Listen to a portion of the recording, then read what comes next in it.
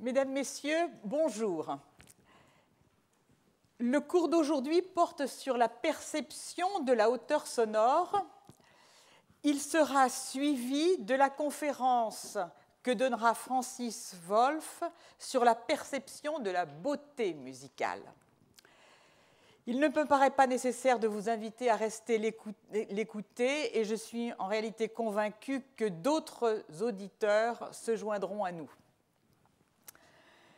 Après les interrogations sur les origines de la musique, nous allons nous intéresser à l'étude des mécanismes qui sous-tendent la perception musicale pour apprécier où se situe dans une perspective évolutive l'acquisition des diverses fonctions qui, de la réception des sons musicaux et de leur codage au niveau périphérique, permettront la cognition musicale, mémoire, émotion, création musicale, par exemple. Le cours d'aujourd'hui, donc, porte sur la perception de la hauteur sonore, qui est une des caractéristiques du son musical. Elle détermine la mélodie et la prosodie aussi. Pour rappel, on distingue des sons périodiques, comme celui-ci, décrits par une onde sinusoïdale, des sons apériodiques et des sons de bruit dont on peut rapprocher certains sons naturels, comme les sons de la pluie ou des chutes d'eau, dont nous avons vu que le système auditif code principalement les régularités statistiques qu'il comporte. Nous allons nous intéresser à la perception de la hauteur sonore des sons périodiques. Le ton pur périodique, que vous voyez ici, donc, est une vibration sinusoïdale monofréquentielle. Tout son périodique qui n'est pas pur est complexe, c'est un son périodique complexe. La plupart des instruments de musique, instruments à cordes frappées, pincées ou frottées, les voix chantées et aussi la prononciation de voyelles se font via l'émission de sons périodiques complexes avec un riche spectre d'harmoniques. Je vais y revenir. Le son de la flûte est très proche d'un ton pur. Mais ce son contient néanmoins des harmoniques qui sont repérables sur un spectrogramme. Comme tout son, un son périodique possède deux représentations. Une représentation par son spectre fréquentiel. En abscisse, les fréquences en ordonnée, leurs amplitudes respectives. Les fréquences, vous le voyez ici, sont régulièrement espacées. Elles sont toutes dans un rapport entier avec la fréquence la plus basse, c'est-à-dire la plus grave, celle que l'on appelle la fréquence fondamentale, qui serait donc ici, ou F0. L'ensemble forme une série ou un spectre harmonique. On nomme la fréquence fondamentale harmonique 1, puis les autres 2, 3, 4, etc. L'intervalle en fréquence qui sépare deux harmoniques successives est donc égal à la fréquence fondamentale. L'autre représentation est une représentation temporelle. En abscisse, le temps, en ordonnée, la variation en amplitude des formes d'ondes qui constituent la séquence sonore. Cette forme d'onde correspond à la valeur de la pression à chaque instant à l'entrée du conduit auditif. Elle est le résultat de la superposition d'un ensemble de sons harmoniques qui composent l'onde et qui sont tous périodiques avec la même fréquence F0. C'est en substance ce que dit le théorème de Fourier. Toute forme d'onde périodique de période T se décompose en une somme d'ondes sinusoïdales dont les fréquences sont les harmoniques de la fréquence fondamentale F0. La hauteur d'un son pur monofréquentiel est difficile à apprécier. De plus, elle varie avec les autres paramètres acoustiques, dont l'intensité. Pour les sons graves, au-dessous de 300 Hz, quand on augmente leur intensité, ils sont perçus comme de plus en plus graves. Ils semblent descendre.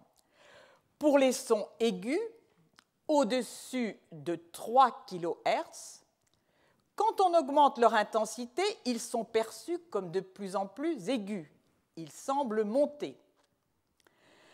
Notez que ces variations dans la perception du pitch sont relativement variables d'un individu à l'autre, donc à partir des sons purs.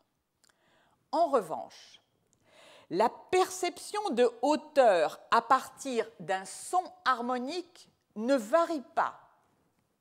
Elle est stable pour un large ensemble de conditions psychoacoustiques. La ligne mélodique perçue est la variation de la hauteur tonale perçue en fonction du temps. Pour les sons périodiques complexes, comme ceux-ci, pour lesquels vous voyez cette fois-ci leur composition fréquentielle en ordonnée sur ce spectrogramme, la fréquence la plus basse est la fréquence fondamentale. Les harmoniques ont donc pour fréquence la fréquence fondamentale multipliée par un entier, et vous voyez bien leur espacement régulier. Toutes ces harmoniques sont séparées par la fréquence fondamentale F0. Et sur la représentation adjacente, sous forme logarithmique, on peut suivre en fonction du temps la variation de la fréquence fondamentale, ici F0, et vous voyez qu'elle suit strictement la hauteur des sons portés que vous voyez sur cette portée. Alors, nous percevons non seulement les hauteurs sonores, mais aussi et surtout les intervalles entre deux notes. Pour des sons purs, dans certaines régions du spectre fréquentiel, la perception de hauteur est modifiée. Ainsi, par exemple, pour les sons à l'octave, c'est-à-dire pour les sons dont la fréquence de l'un est le double de celle de l'autre. La perception de l'octave comme juste n'est bonne qu'entre 125 Hz et 1 kHz. Au-delà d'1 kHz, l'octave n'est perçue comme juste que si les sons présentés sont des sons harmoniques. C'est donc à nouveau au codage des sons musicaux harmoniques et à la détermination de leur hauteur que nous allons nous intéresser. Alors, le plan du cours. Nous allons nous intéresser donc au codage de la hauteur sonore au niveau périphérique, à la recherche des bases de ce codage périphérique et également du codage qui a lieu au niveau central, c'est-à-dire au niveau du cortex auditif. Auparavant, quelques généralités seront présentées avec certains rappels historiques. L'ensemble de la démarche est sous-tendu par deux théories distinctes quant au codage de la hauteur tonale, en anglais du pitch. L'une met en exergue un codage de la hauteur tonale fondé sur la fréquence ou codage spectral des harmoniques. L'autre met en exergue un codage temporel. Donc l'un s'appuie ou met en avant l'harmonicité des sons et l'autre leur temporalité.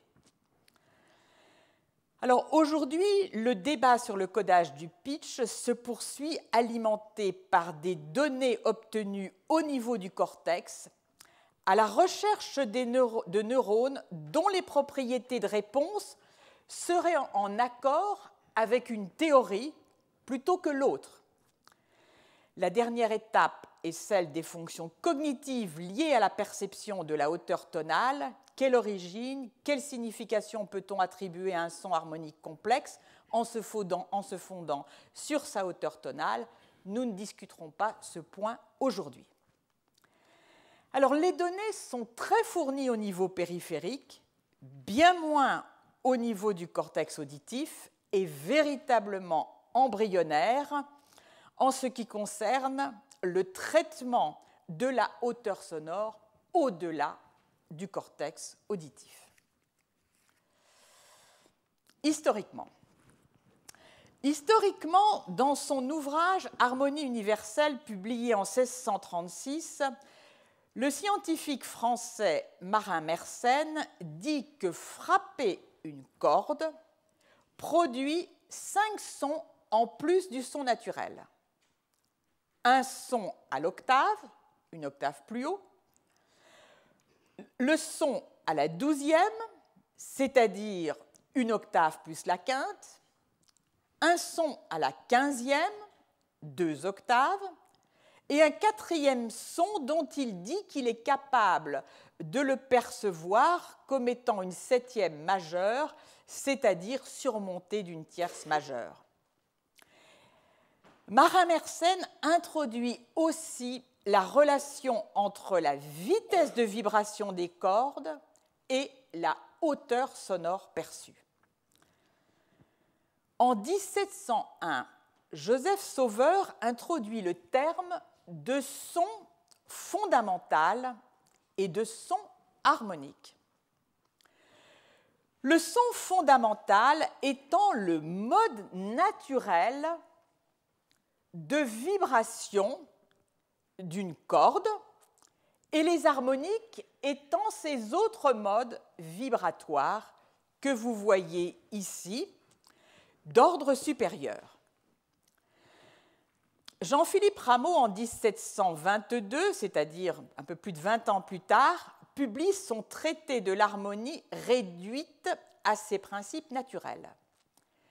Jean-Philippe Rameau dira n'avoir pas eu connaissance des travaux de Joseph Sauveur sur les tons harmoniques.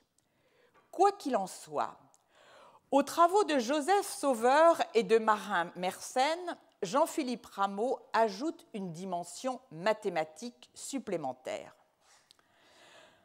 Considérant que les notes à l'octave sont les mêmes du point de vue perceptif, il retient la division par 3 qui conduit à la 12e et la division par 5 qui conduit à la 17e. Ce qui veut dire que si l'on part d'un Do et qu'on ajoute la 12e, on est sur un Sol, et que si on ajoute la 17e, on est sur un Mi, et joués ensemble, on obtient Do, Mi, Sol, c'est-à-dire l'accord parfait, donc fait d'une suite de notes harmoniques. Revenons à la division de la corde par les premiers entiers produits. Division par 2, c'est l'octave supérieure qui est perçue. Division par 3, l'octave plus la quinte, la 12e. Division par 4, l'octave plus une quinte plus une quarte, ce qui équivaut à 2 octaves. Division par 5, 2 octaves plus une tierce majeure. Division par 6, 2 octaves plus une tierce majeure plus une tierce mineure. Alors nous allons passer maintenant à la sensation de hauteur tonale ou pitch, et je vais introduire certains éléments à nouveau historiques portant donc sur la façon dont serait perçue la hauteur sonore. Alors, la première proposition qui a été faite émane d'Auguste Siebeck en 1841. Il remarque que des séquences sonores dont le contenu spectral est différent, mais qui présentent une même périodicité, produisent la même sensation de hauteur sonore. Alors ici, vous allez entendre, d'abord vous voyez ici donc le spectre, la variation d'onde en fonction du temps pour 4 sons émis par la guitare, le piano, le saxophone et le violon. Vous reconnaissez les différentes harmoniques. Pour autant, comme le montre la variation des ondes en fonction du temps, le contenu fréquentiel est différent. Maintenant, la perception.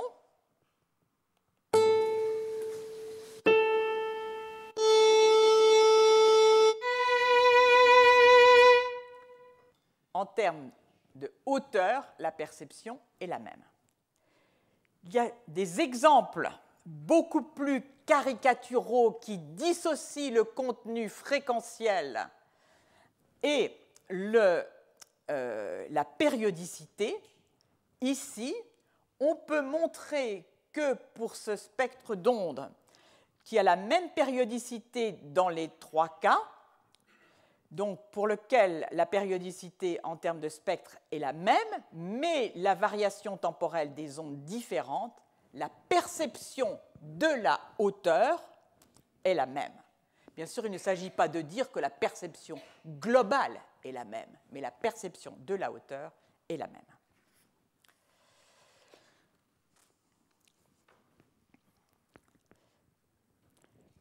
Deux ans plus tard, Georg Simon Ohm publie sa proposition de décomposition spectrale des sons dans le système auditif selon le théorème de Fourier. Décomposition qui rend compte de l'analyse spectrale des sons par le système auditif. Ohm conclut à l'impossibilité de percevoir une hauteur sonore sans la présence de l'harmonique correspondante dans le spectre. 20 ans plus tard, Hermann von Helmholtz renchérit en affirmant que la présence de l'harmonique est nécessaire dans le spectre pour qu'elle soit perçue et que l'on peut en changer la phase, c'est-à-dire en modifier la temporalité sans modifier la perception de hauteur sonore. Si tel est le cas, c'est-à-dire que l'on peut modifier la temporalité d'une onde sans modifier la perception de hauteur sonore, alors, au code que j'évoquais tout à l'heure qui repose sur la temporalité, doit s'ajouter, ou il faut substituer, un code qui, lui, est spectral. C'est donc à Helmholtz que l'on doit la proposition d'un codage fréquentiel de la hauteur tonale à partir des sons harmoniques. Sur un point au moins pour sûr, Helmholtz pouvait savoir qu'il avait probablement tort, celui de la nécessité de toutes les harmoniques présentes pour percevoir la fréquence fondamentale, celui de la nécessité de la présence de la fréquence fondamentale dans le spectre harmonique pour qu'elle puisse être perçue. Les expériences d'August Siebeck l'avaient montré, la présence de la fréquence fondamentale. Ah, ça, c'est pas très bon. Dans le spectre harmonique n'est pas nécessaire pour qu'elle soit perçue. Le débat sur la nécessité de la présence de la fréquence fondamentale dans le spectre sera tranché en 1938 par Schouten. Il soustrait du spectre harmonique la fréquence fondamentale et fait le constat qu'elle est toujours audible. Alors on nomme cette perception de la fréquence fondamentale absente la perception de la fréquence fondamentale manquante. On peut en faire l'expérience. On va la faire. Voilà. Vous allez tout d'abord entendre une suite de sons monofréquentiels. L'harmonique, ici donc, une suite harmonique qui comporte la fréquence d'origine, la fréquence 0. Puis ensuite de ça, on va soustraire chacune des harmoniques et vous allez voir qu'on peut soustraire un grand nombre d'harmoniques et avoir une perception de la hauteur tonale qui reste la même.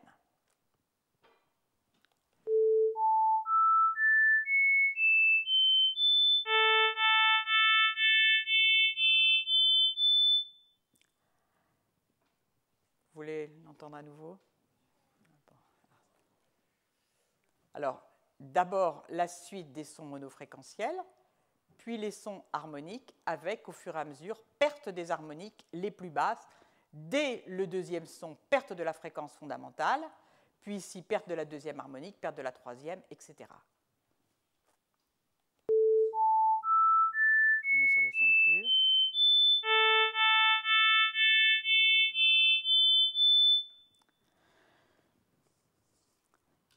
Alors, voici ici une autre représentation de l'effet de la possibilité de détecter la fréquence fondamentale, donc qui donne la mélodie.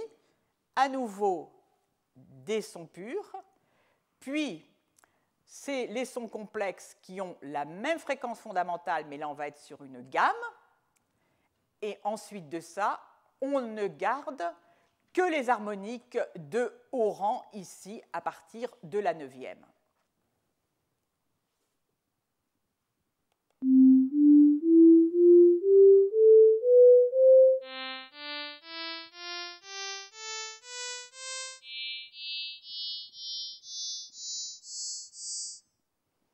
Bon, je peux repasser si vous le souhaitez.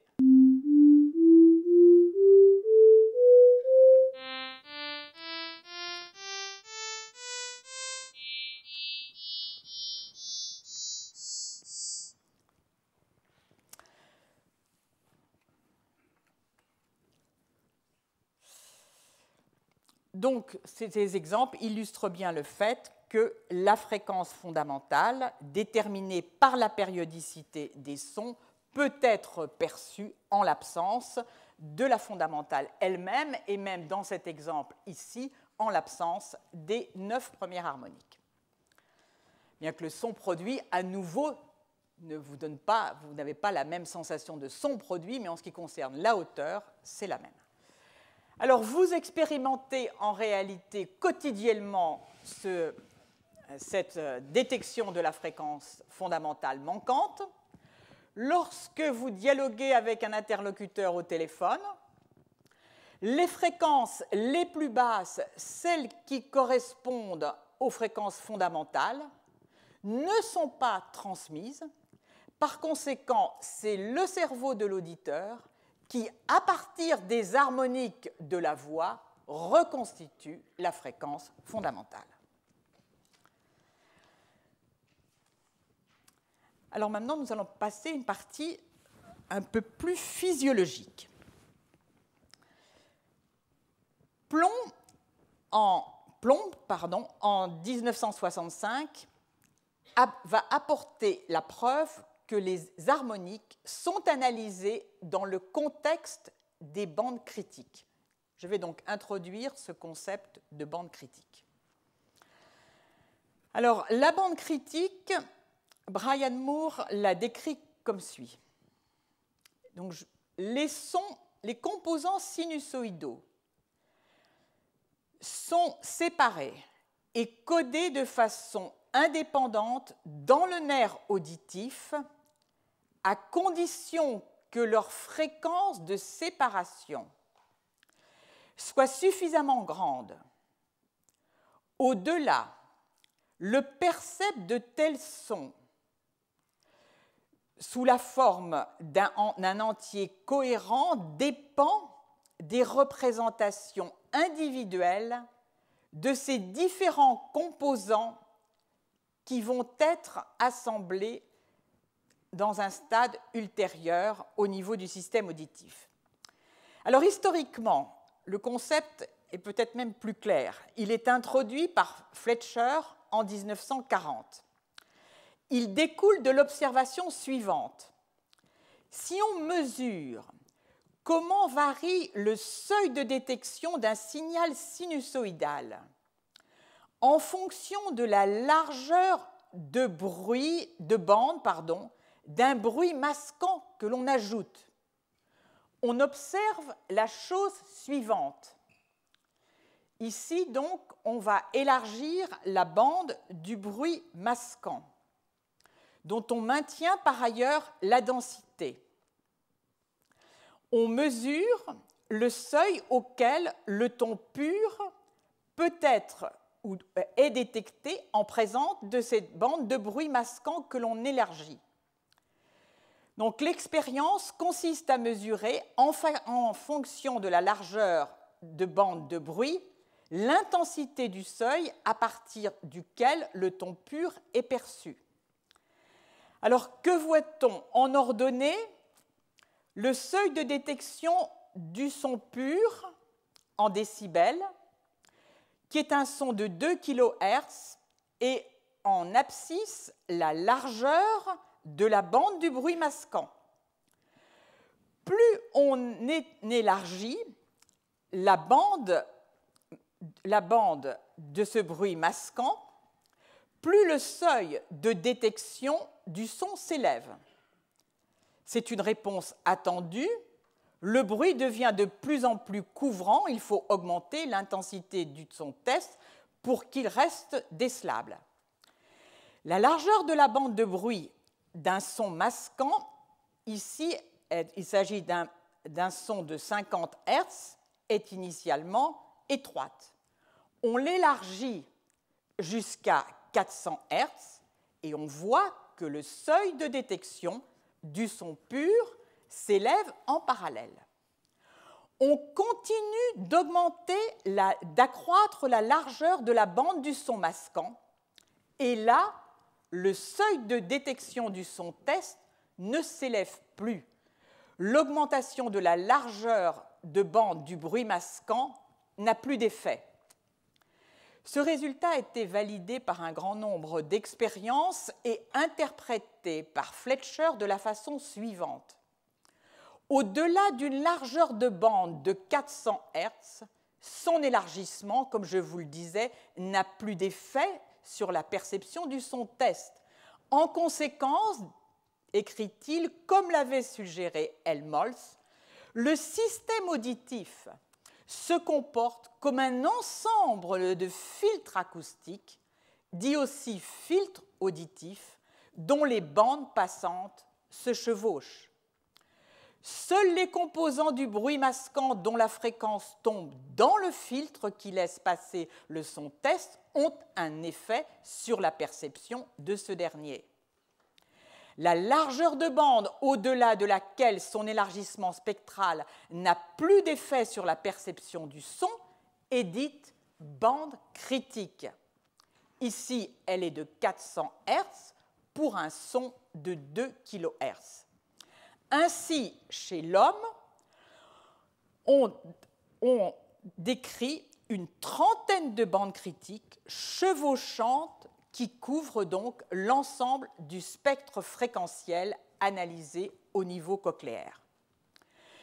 Ultérieurement, un autre test pour mesurer la bande critique a été élaboré. La technique introduite par Patterson en 1976 sera ensuite affinée par Brian Moore. Son principe, on va à nouveau masquer un son pur, sinusoïdal, par du bruit. Mais là, on va créer une encoche dans ce bruit, dans le spectre de ce bruit, encoche qui est centrée sur la fréquence caractéristique du son pur. Et à nouveau, on va mesurer le seuil de détection du son test en fonction de la largeur de l'encoche dans le bruit. Plus cette encoche s'élargit, plus le son test est perçu. Le seuil de détection du son pur est évalué en fonction de la largeur de l'encoche. L'intérêt de cette technique par rapport à la précédente est le fait que cette fois-ci, on maîtrise la région fréquentielle de détection du son test, on part d'un son test complètement masqué et on va progressivement permettre la détection du son sinusoïdal tout en restreignant strictement cette détection à l'encoche que l'on a créée dans le bruit blanc. On va également pouvoir en déduire une estimation de la forme de ces filtres qui laissent passer donc les différents sons purs. Alors, vous voyez ici un filtre qui est centré sur 1 kHz. Le filtre n'est pas rectangulaire. Plus on s'approche des bords de la bande critique, filtre ou bande critique signifie la même chose, moins ce filtre laisse passer les fréquences correspondantes. Cette forme correspond à un modèle de la fonction de transfert du filtre cochléaire qui a été ajusté aux données de masquage que je viens de mentionner.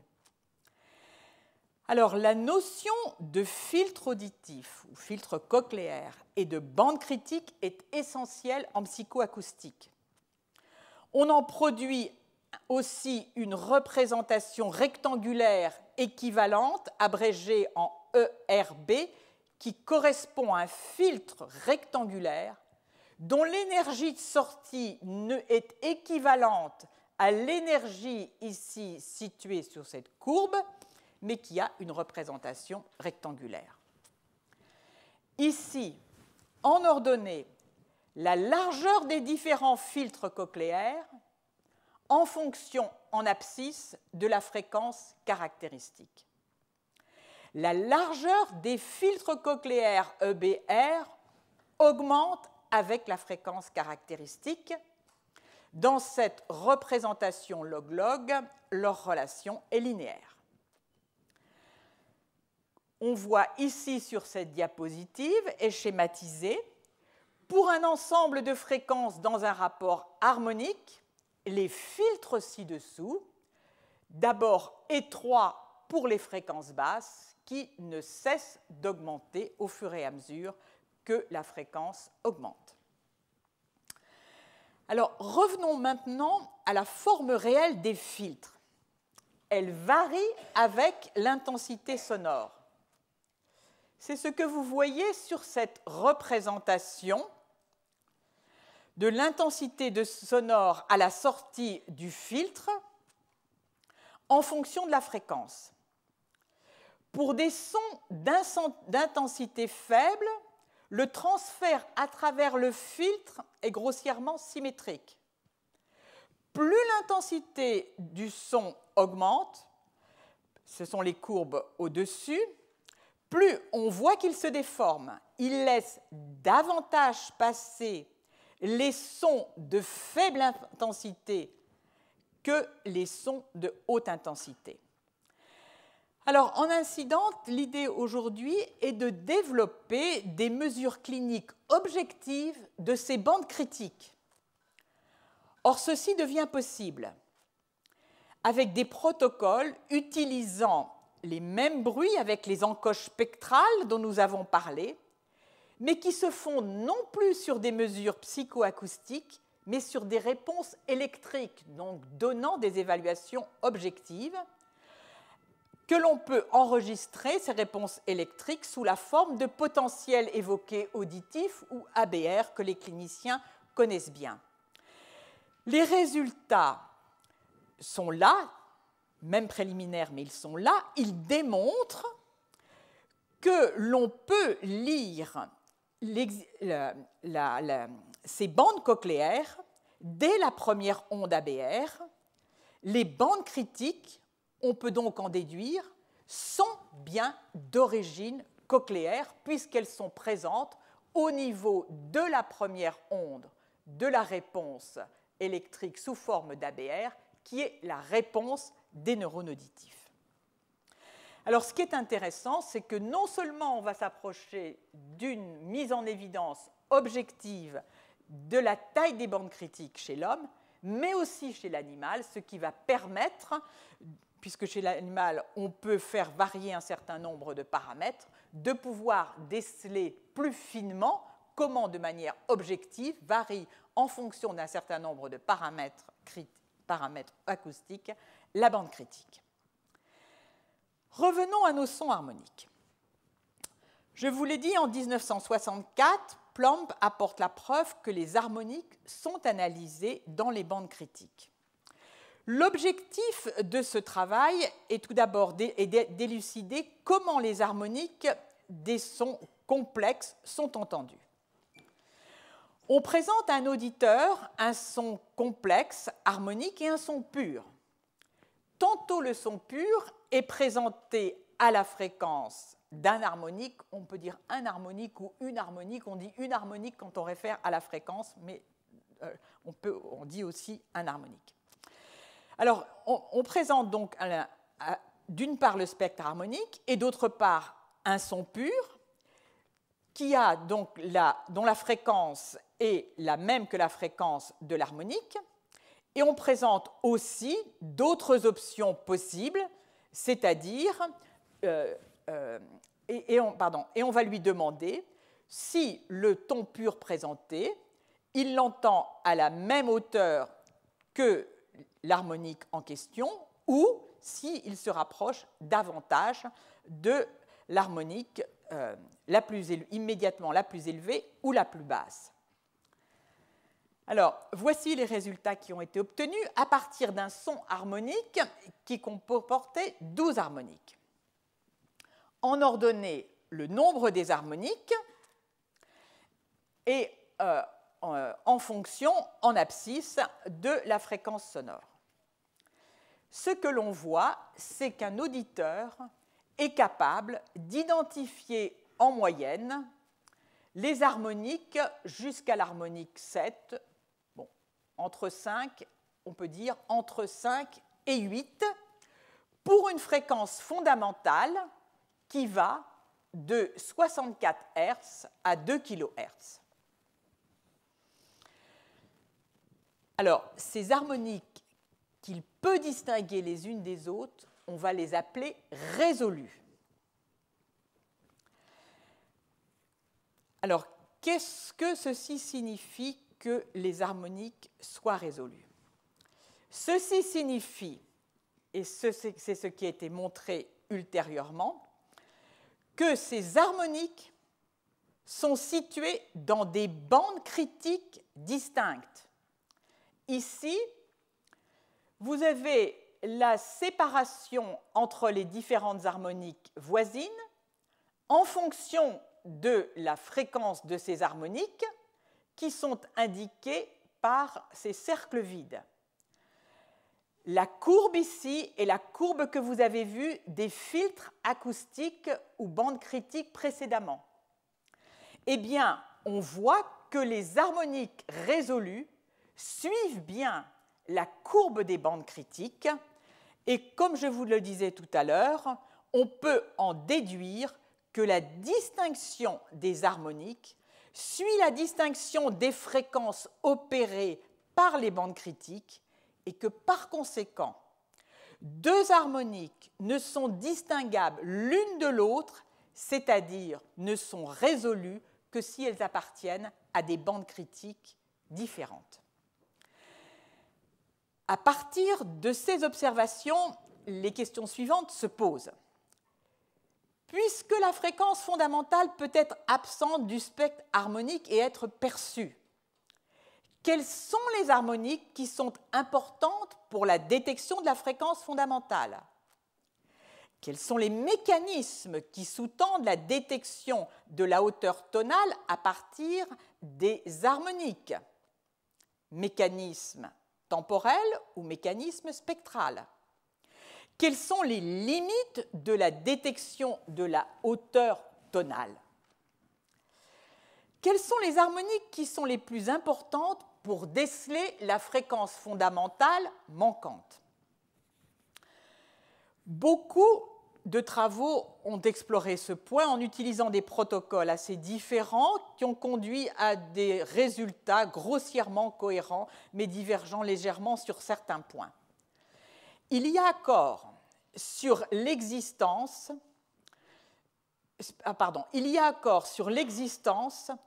pour un spectre fréquentiel d'harmoniques dominantes qui vont permettre de percevoir la fondamentale manquante.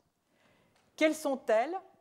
Ce sont les harmoniques 2, 3, 4 et même 5, ces fameuses harmoniques dont je vous ai dit en première approximation, de façon un peu superficielle, parce qu'en réalité, nous le verrons, ceci dépend de la fréquence fondamentale et donc de la fréquence des différentes harmoniques, mais retenez que les fréquences harmoniques, les harmoniques qui permettent de déceler la fréquence fondamentale manquante sont principalement, en termes psychoacoustiques, les harmoniques de Baran 2, 3, 4, 5.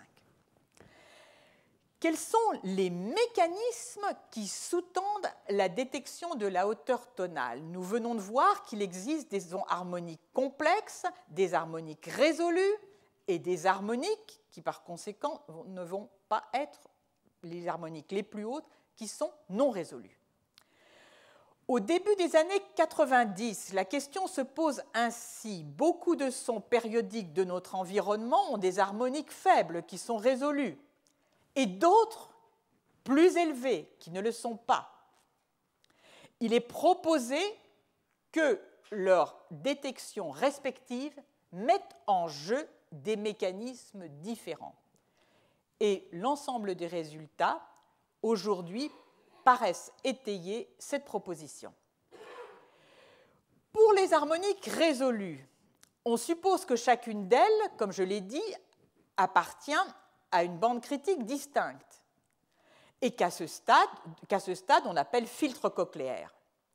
L'extraction de la fréquence fondamentale F0, puisque chaque harmonique est dans un filtre différent, ne pourra se faire que lorsque l'information contenue dans les diverses bandes critiques aura convergé sur un même circuit neuronal, voire un même neurone qui pourra intégrer les données venues de différents filtres cochléaires. En revanche, pour les harmoniques de haut rang qui sont non résolues parce qu'elles sont, et nous en verrons d'amples illustrations, dans le même filtre cochléaire, elles peuvent interagir les unes avec les autres. Leur interaction va faire apparaître la fréquence fondamentale. Je m'explique. Là, on retrouve la proposition de Schouten. La temporalité des potentiels d'action sur le nerf auditif suit les variations de hauteur du pitch, et c'est ce qu'ont montré Cariani et Delgut. Ils ont procédé à des enregistrements des potentiels d'action sur le neurone en réponse à un son dont vous voyez ici la forme d'onde en A. En B, les histogrammes de décharge sur un ensemble de neurones distincts du nerf auditif dont la fréquence caractéristique s'étend de 200 Hz à plus de 5 kHz. On voit donc des pics régulièrement espacés. Or, ces pics ont précisément la fréquence qui correspond à la fréquence fondamentale F0. Ils sont distincts les uns des autres par la fréquence F0. Donc, il y a bien clairement un codage temporel au niveau des neurones auditifs. Christopher Plack et Andrew Oxenham ont fait remarquer que dans des régions cochléaires dédiées à l'analyse des hautes fréquences, la vibration de la membrane basilaire, je vous repasse, on se situe par ici, pour deux fréquences proches que provoquent des harmoniques non résolues va conduire à l'apparition de battements dans la vibration de la membrane basilaire qui introduit la périodicité dont la fréquence est celle de la fréquence fondamentale. D'où le fait que sur l'ensemble des neurones, les décharges sont synchronisées à la fréquence fondamentale. Cette fréquence F0 va moduler l'activité de décharge des neurones qui répondent à ces harmoniques de fréquence élevée. Alors, on est ici donc à la base de la cochlée qui répond aux hautes fréquences. Cette diapositive illustre donc la vibration de la membrane basilaire et maintenant avec la présence des harmoniques de basse fréquence qui sont résolues et des harmoniques de haute fréquence qui ne le sont pas. Il existe des méthodes qui permettent de mettre en évidence l'existence d'un codage temporel des harmoniques. Elles consistent à en décaler les phases. Si dans un spectre harmonique, on décale les phases des harmoniques, comme le montre le théorème de Fourier, on ne modifie pas le spectre fréquentiel. En revanche, on modifie la représentation temporelle des ondes. Elle est modifiée sur la membrane basilaire, bien sûr, et elle va modifier la temporalité des décharges des neurones auditifs. L'appréciation de l'effet de ce décalage de phase sur la détection de la hauteur de la fréquence fondamentale peut se faire par l'appréciation de la modification dans la précision de la sensibilité à la détection de la fréquence fondamentale en fonction des phases. Cette précision, elle va être mesurée par la plus petite modification de la fréquence fondamentale que l'on est capable de percevoir. Alors, l'introduction des changements de phase peut se faire par deux types d'approches qui sont les plus utilisées.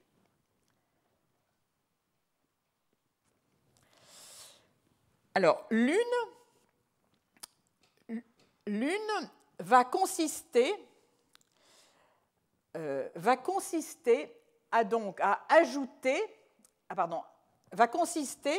à introduire une altération par un décalage de phase qui est telle que, par altération des phases, on va doubler la fréquence sonore. Alors, c'est ce que l'on voit également ici. Donc, voici le son après altération des phases. Et donc, la hauteur sonore, ou pitch, passe de F0 à 2F0. Ceci, c'est ce que je vous ai montré ici, était pour un son monofréquentiel, et ici pour les harmoniques, où vous allez, j'espère, pouvoir percevoir cette modification de phase, l'effet sur la perception de la hauteur tonale, ici sans modification de phase, la phase alternée, sans modification de phase, etc. Alors d'abord les sons purs, puis nous allons à ces sons.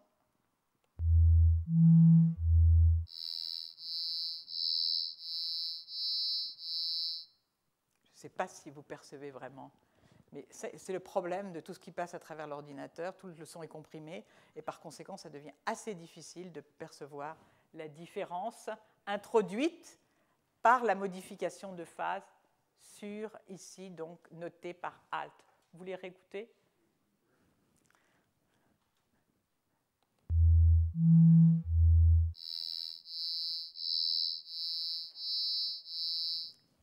Qui entend une différence? Des musiciens? Bon. Très bien.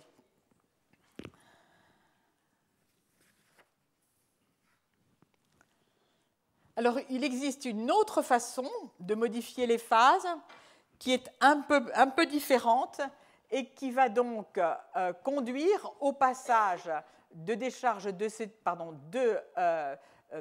formes d'ondes de ce type en fonction du temps par l'introduction de phases que l'on dit de Schröder, donc, où on modifie le phasage entre les différentes harmoniques. Alors, voyons quels sont les effets de la modification des phases en fonction du rang des harmoniques. En d'autres termes, y a-t-il certaines harmoniques qui sont sensibles au décalage de phase, donc perçues sur un mode temporel, et d'autres qui ne le sont pas et qui, par conséquent, sont perçues sur un mode spectral. Alors, dans l'expérience dont les résultats sont représentés ici, est présenté un son harmonique qui comporte 11 harmoniques. On va changer les harmoniques présentées. On va à chaque point. Tantôt, l'harmonique la plus basse est la 4e, la 7e, la 10e, la 13e, etc. Et on va mesurer quelle est la sensibilité de la détection de la fréquence fondamentale. Plus le chiffre ici s'élève, plus la sensibilité à la fréquence fondamentale baisse. En noir, la discrimination de la fréquence fondamentale en ordonnée en fonction de l'harmonique la plus basse qui est présente dans le spectre. On voit que la perte des harmoniques les plus basses, on voit que au fur et à mesure que qu'on l'on perd les harmoniques les plus basses, la perception dépend donc des harmoniques plus élevées et elle devient de moins en moins bonne qualité. On applique maintenant un décalage de phase à ces harmoniques. Pour les harmoniques qui donnaient une sensibilité forte, c'est-à-dire dont l'harmonique la plus basse était la 7e ou la 10e, il n'y a pas de modification dans la sensibilité de la détection de la fréquence fondamentale. Par contre, dès que l'on applique ces phases de Schröder, un spectre harmonique dans lequel sont manquantes les harmoniques jusqu'à la 10e, on s'aperçoit que la sensibilité devient de moins en moins bonne. En conséquence, on en conclut que ce sont les harmoniques que les harmoniques de haut rang sont extraites sur un mode temporel.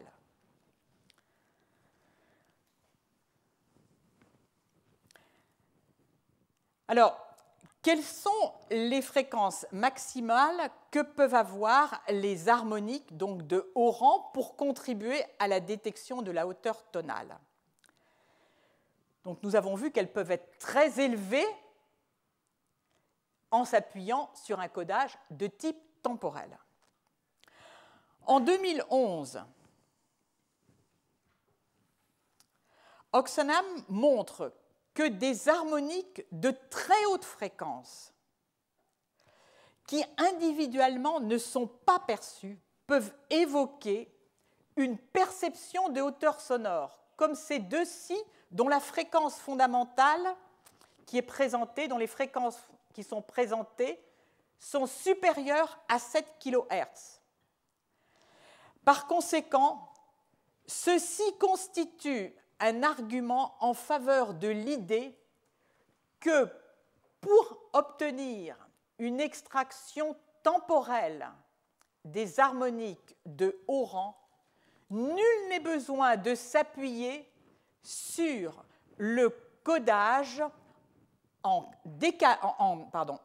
calé en phase, puisque ce codage calé en phase dans la cochlée n'existe que pour des fréquences qui sont inférieures à 7 kHz.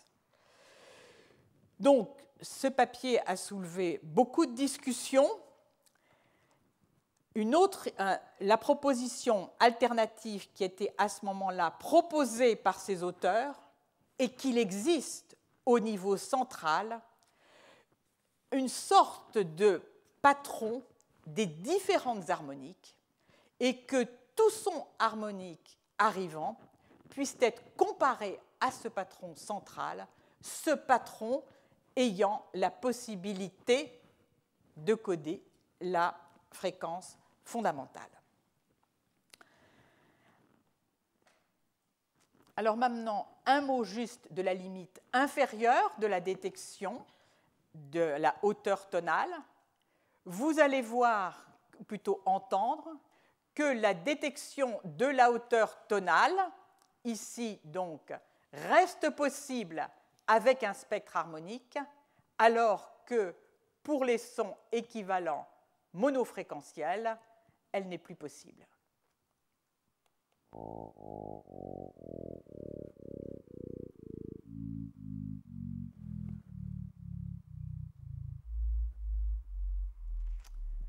Voilà, ceci illustre toute la puissance de l'harmonicité pour percevoir les sons.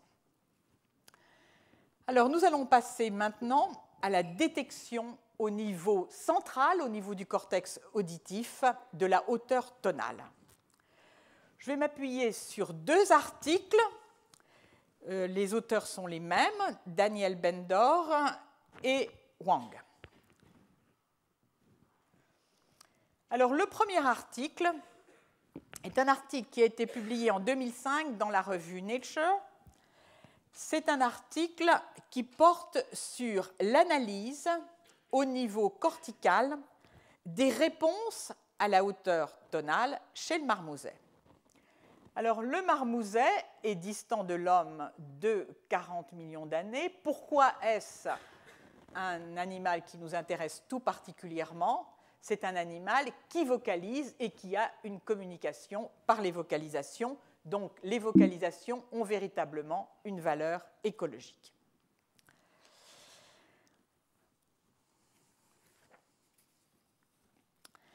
Alors, les résultats qui vont être obtenus, je vous dis tout de suite, vont mettre en évidence l'existence de neurones au niveau du cortex auditif qui détectent la hauteur tonale. Alors, ce sont des enregistrements extracellulaires de la réponse de neurones individuels, ici en A et B, réponse à un son pur, ou plutôt à des sons purs.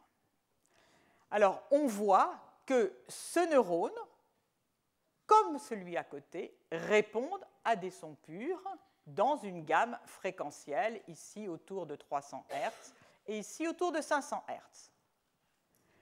Puis, on procède à des enregistrements, mais cette fois-ci, le singe est mis en présence de sons harmoniques. Donc, vous voyez ici le spectre. Pour ce son harmonique, tantôt on présente les 9 premières harmoniques et à chaque fois on décale d'une harmonique. Pour ce neurone, on voit que quel que soit le contenu harmonique du spectre, il répond. En revanche, cet autre neurone, qui répondait très bien à un son pur, ne répond pas du tout à un son harmonique. Les auteurs ont également montré que certains neurones sont capables de répondre à des sons harmoniques qui ne comportent pas la fréquence fondamentale, et seulement lorsque seules 3 harmoniques sont présentées, et quel qu'en soit le rang. Ils vont définir des neurones répondant à la hauteur tonale par les caractéristiques suivantes. Ces neurones répondent à un ton pur. Et ils répondent à une suite harmonique qui ne présente pas le ton pur. Mais ces neurones ne répondent pas individuellement à chacune des harmoniques. Donc c'est véritablement ce que l'on attend de neurones qui détectent la hauteur tonale, détectent le son pur, ils détectent une suite harmonique privée de son pur, mais ils ne détectent pas individuellement chacune des harmoniques. Où sont situés ces neurones? Eh bien, ici, c'est une représentation du cortex auditif primaire A1 et de ses régions R et RL, avec la carte tonotopique indiquée par le code couleur. Les petits points montrent les emplacements auxquels les différents neurones ont été enregistrés, et les carrés ici indiquent l'emplacement des neurones qui ont répondu sous la forme que l'on appellera maintenant spécifique du pitch, c'est-à-dire réponse à la fréquence fondamentale, réponse aux harmoniques sans la fréquence fondamentale et absence de réponse aux harmoniques pris individuellement. Au total, dans cette région qui progressivement a reçu le nom de centre du pitch, ce sont environ 40% des neurones qui présentent cette caractéristique.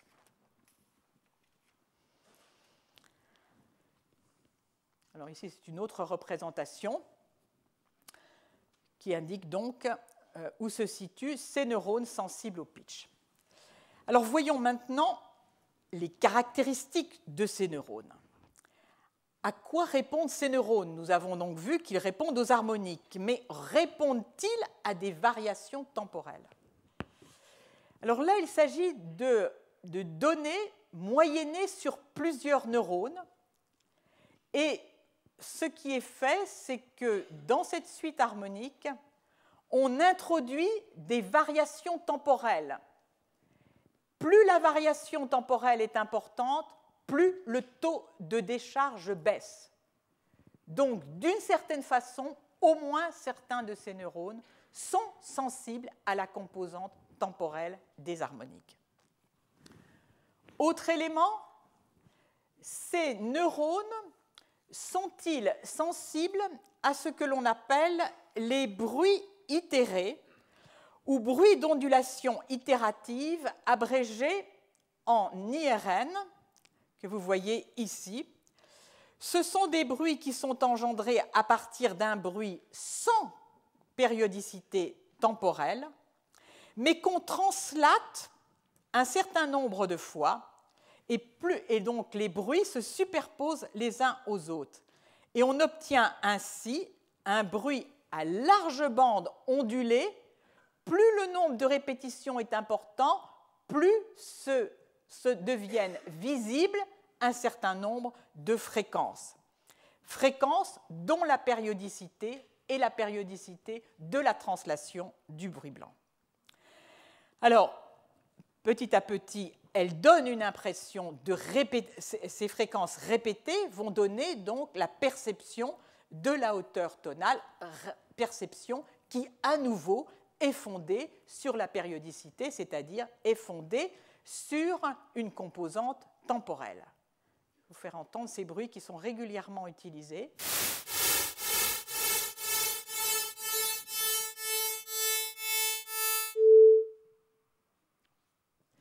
C'est assez impressionnant. Ça, c'est le nombre de répétitions. Alors, on peut continuer. Hein. Donc, 0, 1, 2, etc. Puis, voilà. Je vais le faire entendre à nouveau. Hein. Donc, chaque son correspond au spectrogramme que vous voyez dessous.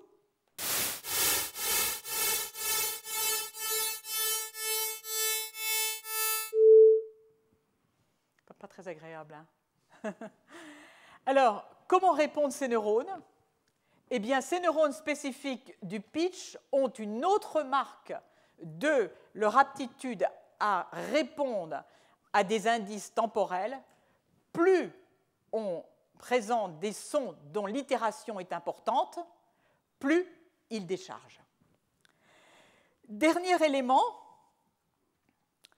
comment ces neurones répondent-ils aux harmoniques? Alors, on va ici progressivement supprimer les harmoniques les plus basses. Eh bien, ces neurones, plus on supprime les harmoniques les plus basses, moins ils déchargent. Alors, il s'agit d'un ensemble de neurones, mais d'un ensemble dont on voit bien qu'ils ont à la fois l'aptitude à répondre à des composantes spectrales, puisqu'ici, on a grossièrement supprimé progressivement les harmoniques résolues qui sont analysées sur une base spectrale, et également capables, en tout cas dans leur ensemble, capables de répondre à des indices temporels. Quelques années plus tard, le même groupe va reprendre son étude. L'idée est la suivante. D'un côté, donc, depuis plus d'un siècle, dure le débat sur l'extraction du pitch à partir des indices temporels versus spectraux, mais d'un autre côté, le pitch est un attribut perceptif fondamental des sons aussi bien de paroles que de musique, dont il faut élucider les mécanismes. Et donc l'idée est qu'en poussant la caractérisation des neurones corticaux, sous réserve, donc, comme je vous le laisse entendre, qu'elle soit suffisamment approfondie, on doit pouvoir apporter, via la caractérisation de ces neurones corticaux qui répondent au pitch, des éléments susceptibles d'éclairer le débat qui porte donc sur les indices temporels versus spectraux du pitch. Alors, les auteurs poursuivent leur étude chez Le Marmouset, avec ici, donc, vous voyez un spectre en A, à nouveau un spectre harmonique, en A comme en B, avec une fréquence fondamentale différente. Elle est de 100 Hz, c'est l'intervalle entre les différentes fréquences. La fondamentale n'est pas présentée. Et ici, elle est de 50 Hz. Ici, les formes d'ondes, en haut et en bas. Bon. Ensuite de ça, on applique ce que l'on appelle, on va faire un traitement sur ces ondes qui va consister, comme je vous le disais tout à l'heure, à alterner les phases, c'est-à-dire que les harmoniques successives sont mises en quadrature, et comme le montre le schéma d'autocorrélation, en les mettant en quadrature, on augmente leur fréquence. Alors, dans le schéma d'autocorrélation, on corrèle un signal avec lui-même après l'avoir translaté dans le temps. Si le signal est périodique, la fonction de corrélation va refléter les répétitions temporelles du signal de façon robuste au bruit. Donc, ce traitement d'autocorrélation est très souvent utilisé. Alors, on va évaluer la perception que les marmousets ont des sons harmoniques qui ont subi ou non une alternance de leurs phases. Les marmousets ont été, avant l'épreuve, entraînés à la reconnaissance de la fréquence F0 et de la fréquence 2F0. Ici, ce serait F0 et ici 2F0. À partir de sons harmoniques qui ne comportent que des harmoniques entre 4 et 12 et dont la fréquence fondamentale est variable. La fréquence fondamentale s'étage de 150 Hz à 900 Hz. On leur présente alternativement la fréquence F0 et la fréquence 2F0. Les résultats, ici en A, sont portés sur cette droite en bleu. Ils détectent quasiment systématiquement la fréquence fondamentale à F0 et à 2F0, donc à partir du spectre harmonique comportant les harmoniques de 4 à 12. On passe alors à d'autres stimulations sonores où on a alterner les phases comme je vous les présenté tout à l'heure et on regarde cette fois-ci la réponse des marmousets sur un spectre fréquentiel dont on a alterné les phases. Lorsque le marmouset répond à lorsque la fréquence présentée à une fondamentale, le spectre harmonique à une fréquence de 150 Hz, il perçoit très bien la fréquence de F0. Donc, s'il a perçu la fréquence de F0, ça veut dire qu'il est sensible au décalage de phase. Ce qui veut dire que ce spectre, dont la fréquence fondamentale est de 150 Hz, à partir des harmoniques 4 à 12, ces harmoniques 4 à 12, au moins certaines, ont été extraites à partir d'indices de type temporel. Plus on augmente la fréquence fondamentale, moins il est capable de les percevoir, jusqu'à un moment où il ne les perçoit plus du tout, ce qui signifie qu'alors, l'extraction de la fréquence fondamentale ne se fait plus du tout sur un mode temporel, mais sur un mode spectral. Donc on peut dire qu'au-delà de 450 Hz de fréquence fondamentale, baisse considérablement l'extraction des harmoniques sur un mode temporel. Alors on s'interroge maintenant sur la nature des harmoniques qui, dans un son complexe ici qui m'amène à une fréquence de 150 Hz, quelles sont les harmoniques qui ont permis cette détection fondée sur les indices temporels. Alors on va présenter au singe les harmoniques de bas rang, de plus faible fréquence, de fréquence moyenne et de haute fréquence. Et que voit-on? L'extraction de la fréquence fondamentale sur les indices temporels se fait chez le singe, en cohérence avec ce que nous avons vu auparavant chez l'homme, se fait sur les fréquences temporelles, à partir des fréquences harmoniques les plus élevées. Alors, ce résultat, en réalité, se comprend aisément si on considère ce que sont ces harmoniques de haut rang, ici, entre la 9e et la 12e. Ces fréquences harmoniques sont non résolues et par conséquent, on se retrouve dans la configuration que nous avons évoquée auparavant. Une cohérence s'installe, ces fréquences non résolues vont être perçues, comme nous l'avons vu, sur un mode temporel à partir de l'extraction de la périodicité qu'elles ont intrinsèquement. Alors, donc, pour les fréquences inférieures à 450 Hz, le singe s'appuie sur la détection des harmoniques de haut rang en utilisant des indices temporels. Nous allons maintenant quitter la psychoacoustique et essayer de voir au niveau du cortex, quand on s'intéresse maintenant au comportement des neurones situés dans cette région du pitch, est-ce que leurs comportements peuvent être mis en relation avec ces données psychoacoustiques. Les auteurs vont à nouveau enregistrer au niveau de cette région ici indiquée en rouge, comme le centre du pitch, les réponses, mais cette fois-ci, ce qu'ils vont présenter, ce sont les réponses individuelles des neurones.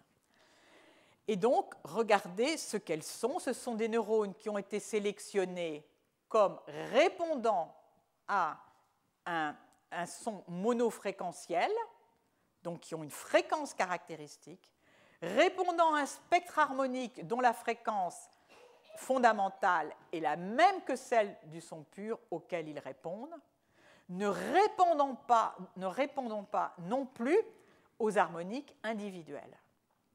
Et maintenant, on regarde si l'on présente au singe le spectre harmonique, mais dont on a bousculé, en quelque sorte, brouillé le spectre en changeant les fréquences des différences harmoniques, quelle est la décharge d'un certain nombre de neurones? Eh bien, sur ce neurone-ci, on voit très clairement une réponse qui indique que ce neurone, sensible donc au pitch, est également sensible à la composante spectrale du pitch. Il décharge moins dès que l'on brouille en quelque sorte le spectre du son qui est envoyé.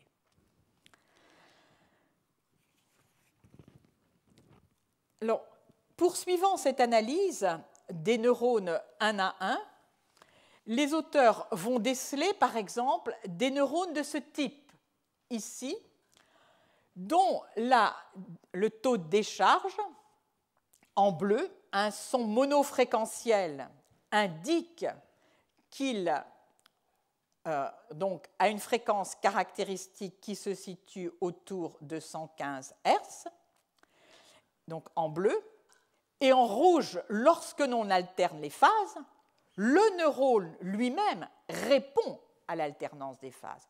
Alors, quand je dis le neurone répond, je vous rappelle que c'est le son dont on alterne les phases. Eh bien, on voit que ce neurone, à lui seul, a la propriété de répondre à l'altération de phase. Donc, il s'agit d'un neurone qui répond aux indices temporels, cette fois-ci. Alors, reprenant les données de la psychoacoustique, les auteurs vont classer l'ensemble des neurones répondant au pitch qu'ils ont enregistré, une vingtaine de neurones, en fonction de leur fréquence fondamentale. Et ils vont ici porter en ordonnée leur sensibilité à la phase, c'est-à-dire leur sensibilité aux indices temporels. Alors, que voit-on?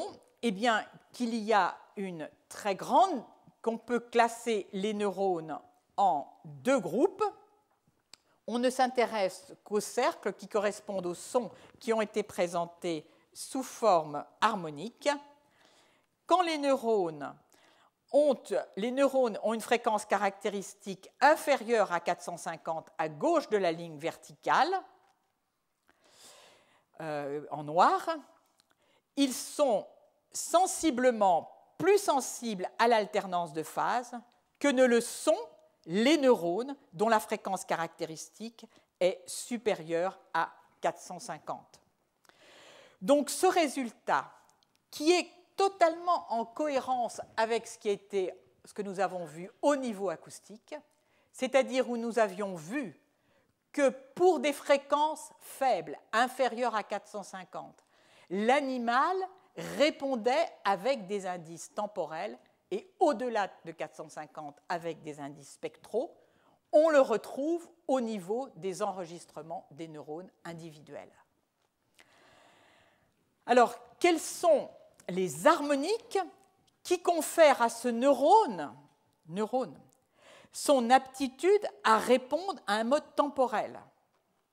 Eh bien, on va s'intéresser donc aux harmoniques. On va regarder la sensibilité de phase que présente ce neurone en fonction des harmoniques qui sont présentées, en modifiant dans le spectre harmonique, en lui faisant perdre progressivement, en allant de gauche à droite, les harmoniques les plus basses. Alors, la courbe en rouge représente c'est le témoin, et en vert, après l'introduction de la modification des phases, par, comme je vous le disais tout à l'heure, un mode donc d'alternance de phase. Eh bien, on voit que la sensibilité aux phases s'accroît lorsqu'on cesse de présenter les harmoniques les plus basses du spectre. Donc, à nouveau, comme chez l'animal, mais cette fois-ci à l'échelle unicellulaire, la sensibilité au décalage de phase est portée par les harmoniques les plus élevées.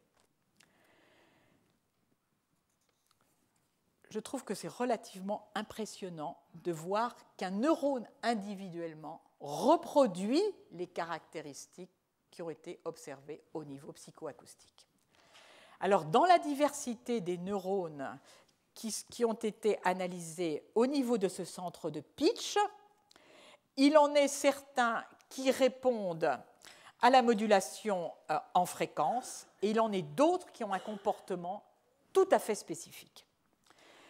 Alors, ici sont enregistrés les taux de décharge en A et en B de deux neurones distincts quand on présente des fréquences du spectre harmonique. Quand on présente d'abord un ensemble de fréquences. Dans un neurone normal, vous avez le type de réponse que nous avons vu tout à l'heure, c'est-à-dire une réponse accordée à une seule fréquence. Et bien là, on voit qu'un neurone est capable de répondre à plusieurs fréquences. Et ce qui est intéressant, c'est que ces fréquences sont dans un rapport harmonique.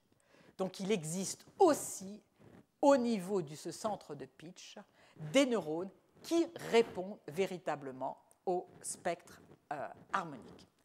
Ces neurones sont sensibles à la composition spectrale, je ne rentre pas dans les détails, ils ne sont pas sensibles aux variations temporelles, ce que l'on attend. Donc ce sont des neurones qui vont être capables de répondre à un spectre harmonique et y répondre en utilisant la valeur de ces harmoniques en termes de spectre.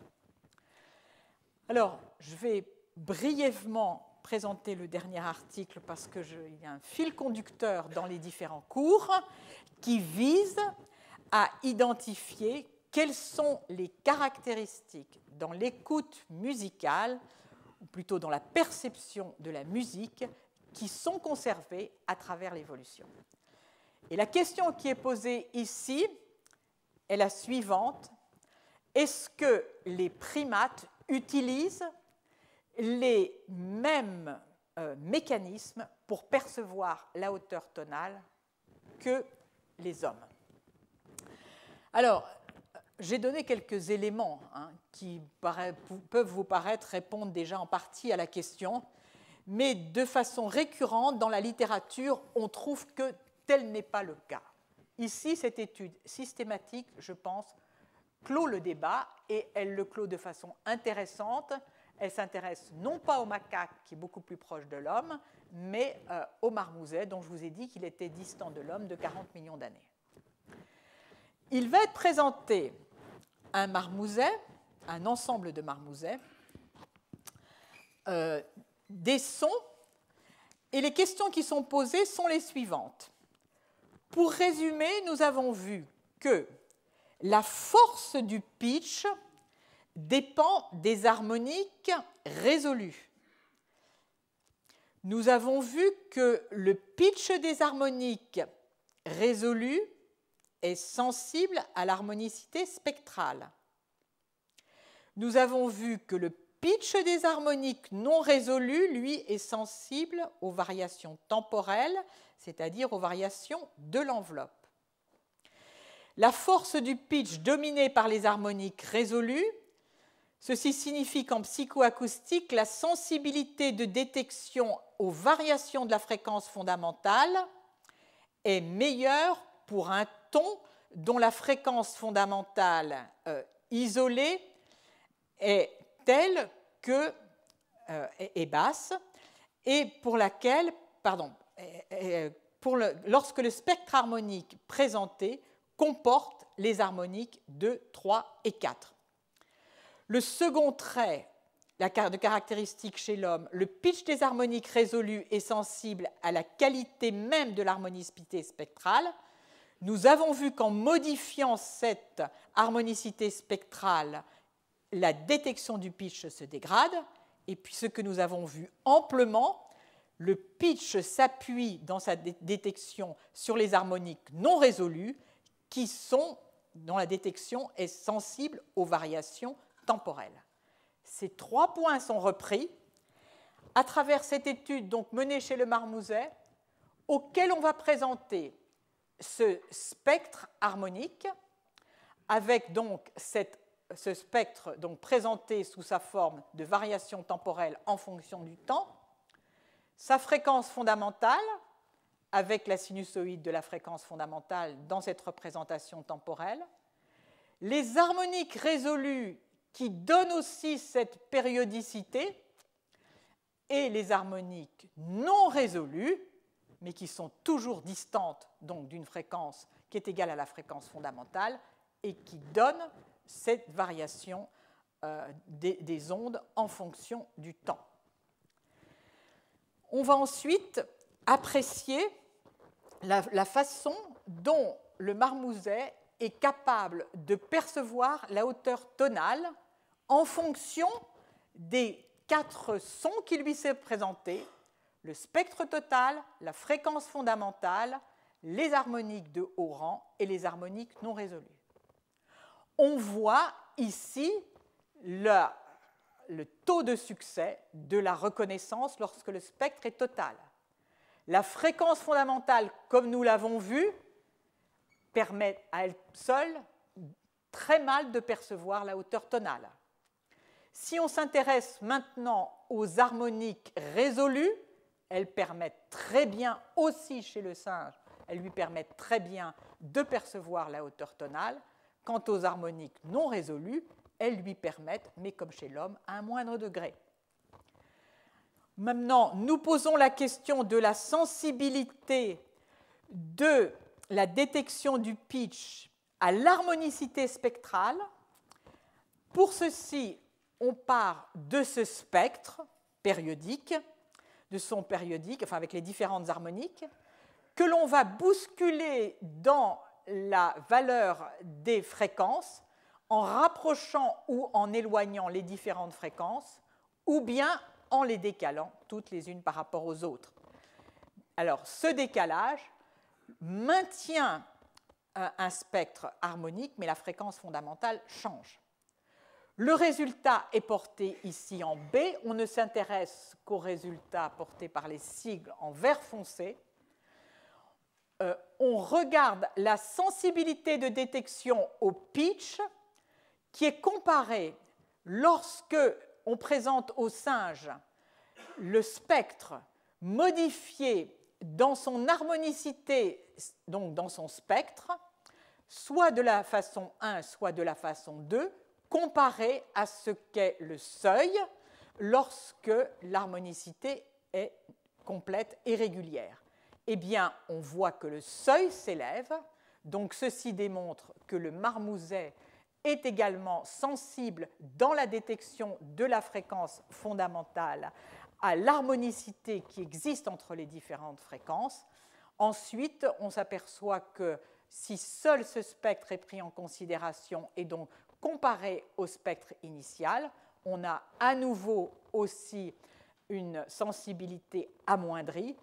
Là, ici, lorsque c'est ce son-ci qui est présenté, le résultat est moins net. Donc, troisième caractéristique. La troisième caractéristique, c'est celle que nous avons vue à plusieurs reprises, c'est-à-dire l'importance des composantes de l'extraction du pitch qui peut se faire sur les harmoniques non résolues, et dans ce cas, se fait sur une base temporelle. On va présenter au singe le spectre harmonique que nous avons vu auparavant. Donc ça, ce sont les harmoniques résolues qu'on présente, avec donc à nouveau le spectre temporel en fonction du temps, où on retrouve la périodicité. On applique les phases de Schröder à ces harmoniques résolues. Vous voyez à quel point le spectre temporel est modifié. On passe aux harmoniques non résolues qu'on lui présente. Vous retrouvez la périodicité. Et à nouveau, on applique, mais cette fois-ci aux harmoniques non résolues, les phases de Schröder et on perd progressivement, on perd en partie donc ce caractère de périodicité. Le résultat, vous le voyez ici. Alors, quand on compare l'effet sur les harmoniques résolues du décalage de phase introduit par les phases de Schröder, on voit qu'il n'y a pas d'effet, ce qui est ce que l'on attendait, les harmoniques résolues étant toutes dans des filtres différents, elles sont résolues sur un mode spectral et non temporel. Quant aux harmoniques non résolues, elles, lorsqu'on leur applique les phases de Schröder, la résolution, la sensibilité à la fréquence fondamentale devient vraiment mauvaise. En conséquence, on peut dire que sur ces trois critères qui définissent au mieux la façon dont la hauteur tonale est perçue chez l'homme, le marmouset se comporte de façon semblable. Alors, ceci est intéressant parce que ceci nous permet de fixer le cadre des divergences que nous verrons la semaine prochaine entre hommes et singes en ce qui concerne d'autres attributs musicaux, comme la détection des battements isochrones et la synchronisation des mouvements avec la musique. Et puis, lors du 4e cours, la différence qu'il y a entre hommes et singes en ce qui concerne l'émotion liée à la musique. Alors, avant de terminer, j'aimerais citer ce livre de Michel Castellengo, dont vous avez vu plusieurs représentations, que je vous invite à lire, qui est extrêmement bien documenté et qui vous permettra de continuer le voyage à travers l'écoute musicale telle que les psychoacousticiens en font la description. Merci de votre attention.